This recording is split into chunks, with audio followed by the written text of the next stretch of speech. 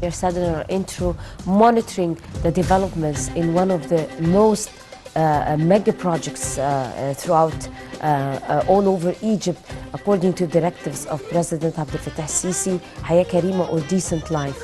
How far has it reached? How far have it covered the governorates and the villages and rural areas to alleviate the difficulties and the livelihoods of the lower income brackets in Egypt? We're going to be shedding light over decent life with our dear guest, Dr. Amany Hola. She is the director of one of the biggest civil society organizations in Egypt, and she's live with us over the phone. Good morning, Dr. Hola. Good morning. How are you doing? Fine, dear. Let us first talk about President Sisi's efforts to achieve notable development in Egypt's villages through decent life and other initiatives. How do you see it?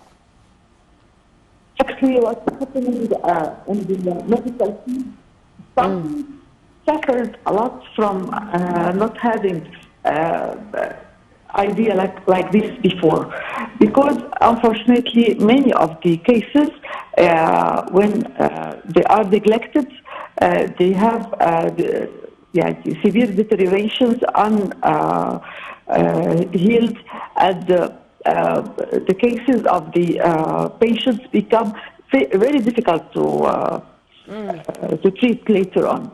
So we are not just helping people medically by just treating them, but preventing also a lot of deteriorations and a lot of suffering of people later on.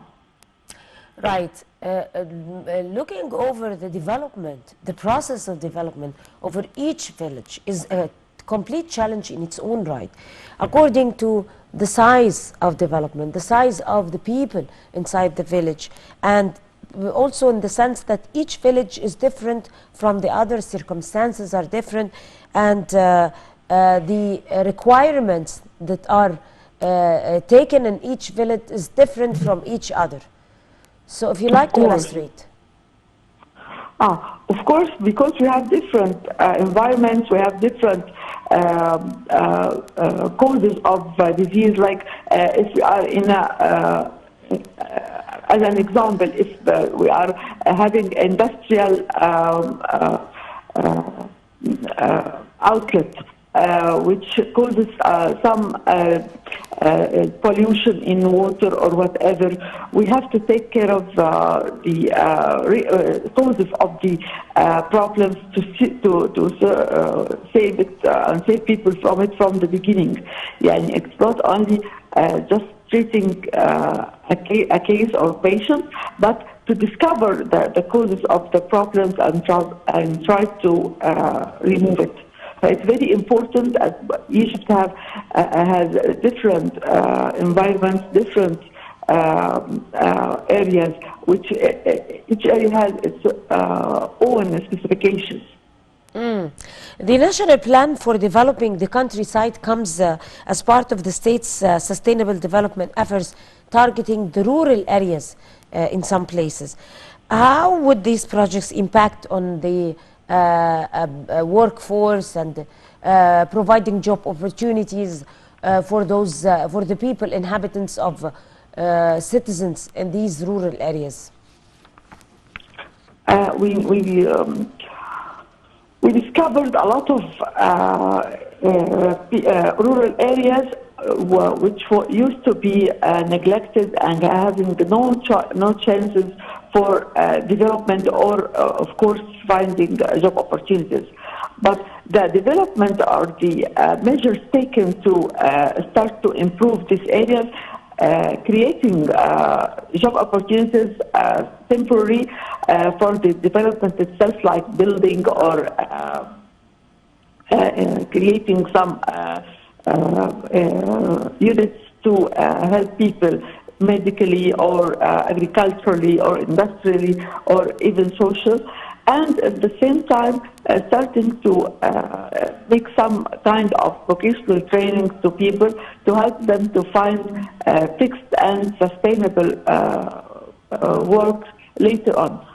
We're having two actually chances for these rural areas, and helping a lot of people to find new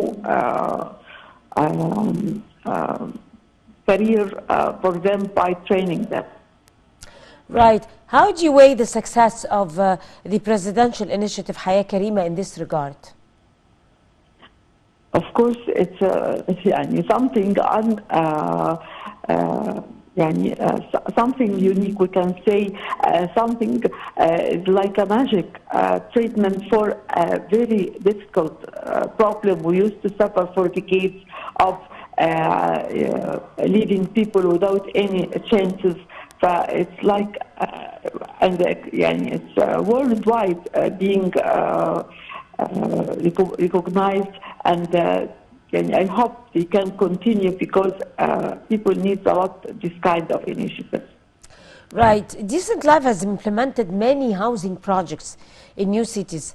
If you like to elaborate to our viewers about the housing projects and that were effected in some places and came to the best interest of the low-income brackets and many citizens, and sorted out problems of housing.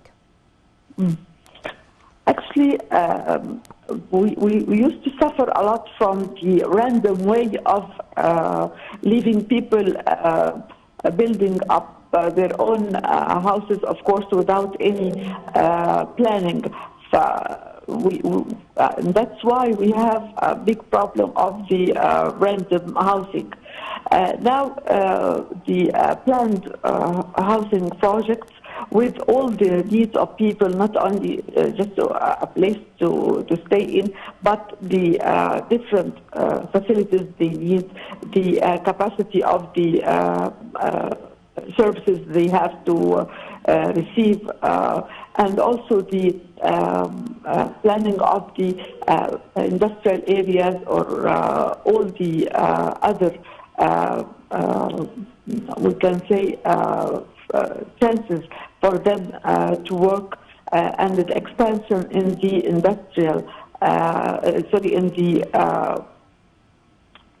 away from the agricultural areas, helps people to even prevent them from taking more agricultural areas to build against the law. It helps a lot, and it gives chance and gives hope for people who used to have this chronic problem for decades. Right.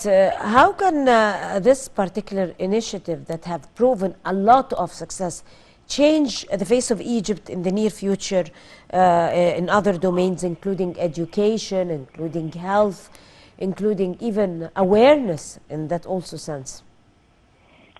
Of course, if you put people in the right circumstances to help him in finding a track to walk in, and to help him in all his life needs, starting from medical, from job opportunities, from training and vocational training. It gives him a hope and a chance. We used to suffer a lot from not having them.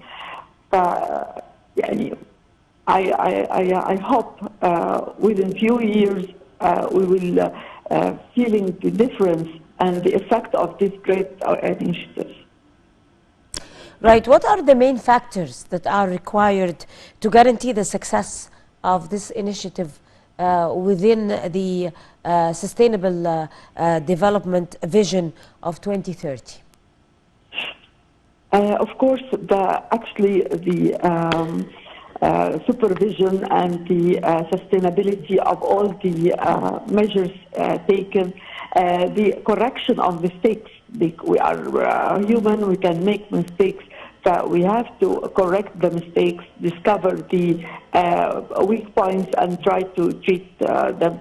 Every time, by the time we are doing the initiative, we discover new ideas, we find out some solutions.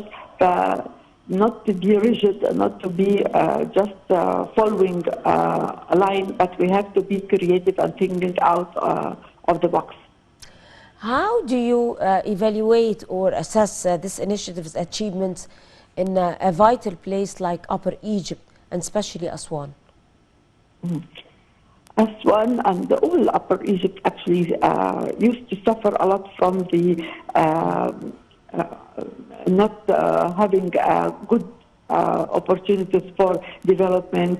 Even the infrastructures used to be very in a very bad condition.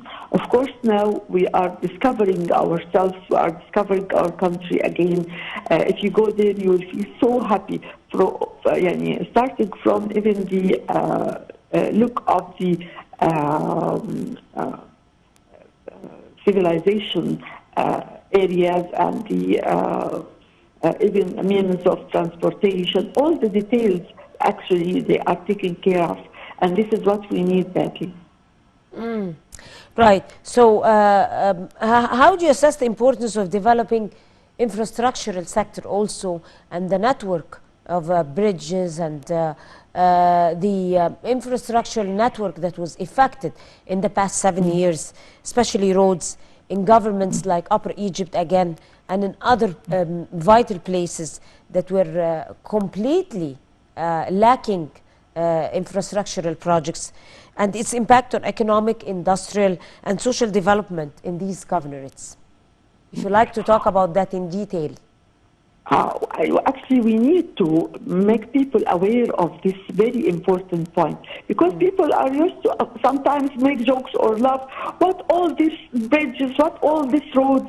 They don't understand how much they are effective in all means.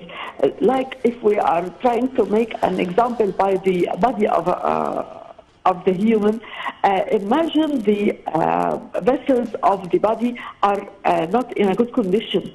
All the organs will be affected. The body will be very sick. Also, in the country, if we don't have good roads and good means of transportation and easy way, yeah, you will suffer from all your other development issues you are doing. For example, the medical sector will be badly affected. People will not reach hospital in the right time, so many of the cases will be deteriorated and will not be able to help them.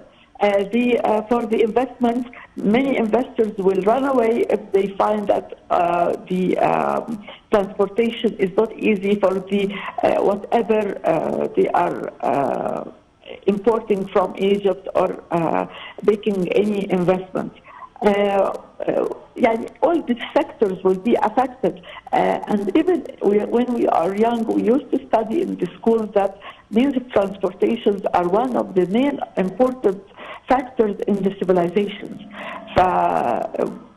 People should understand how important this point, and it's a great, actually, jump in our development is doing this part of the environment. In what way have decent life highlighted the government and the Egyptian administration's keenness on alleviating the livelihoods of Egyptians and the low-income brackets, and empowering and enforcing the workforce amongst youth, and also providing a better life for people in rural areas? How far has it succeeded in doing that? All the measures we are talking about will not be happening automatically. We need people to execute whatever we are planning. Even if we are talking about, for example, the new capital or any very expensive housing projects, it means thousands and sometimes millions of workers to work on these areas. So every achievement is happening. The main bell in this achievement is giving work opportunities. So it helps a lot people to find them job opportunities and find them careers to work. Dr. Amany Hola, the chairman of one of the biggest civil society organizations in Egypt, would like to thank you so much and wish you the best of luck, and you have a beautiful day. And we're going to go to a short break and we'll come to continue the breakfast show, so stay with us.